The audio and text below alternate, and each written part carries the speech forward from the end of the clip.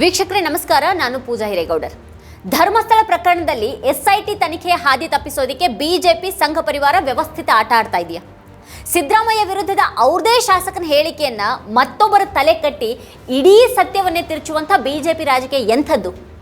ಧರ್ಮಸ್ಥಳ ಪ್ರಕರಣವನ್ನ ಕಾಂಗ್ರೆಸ್ ವಿರುದ್ಧ ಬಳಸೋದಕ್ಕೆ ನೋಡ್ತಾ ಇರುವಂಥ ಬಿಜೆಪಿಯ ತಾಳಕ್ಕೆ ಕಾಂಗ್ರೆಸ್ನ ಪ್ರಮುಖ ನಾಯಕರೇ ಕುಣಿತಾ ಇರೋದು ಯಾಕೆ? ಧರ್ಮಸ್ಥಳ ಪ್ರಕರಣ ಮುಚ್ಚಿ ಹೋಗಬೇಕು ಅಂತ ಬಯಸ್ತಾ ಇರುವಂಥ ಬಿಜೆಪಿ ಆಟ ಕಾಂಗ್ರೆಸ್ ನಾಯಕರಿಗೆ ಅರ್ಥನೇ ಆಗ್ತಾ ಇಲ್ವಾ, ಅಥವಾ ಅವರು ಕೂಡ ಇದು ಮುಚ್ಚಿ ಹೋಗ್ಲಿ ಅಂತಾನೆ ಬಯಸ್ತಾ ಇದ್ದಾರಾ? ಕಾಂಗ್ರೆಸ್ ಸರ್ಕಾರ ಮಾಡಿದಂಥ ಎಡವಟ್ಟುಗಳೇ ಈಗ ಅದನ್ನು ಮುಜುಗರಕ್ಕೆ ಸಿಲುಕಿಸ್ತಾ ಇವೆಯಾ?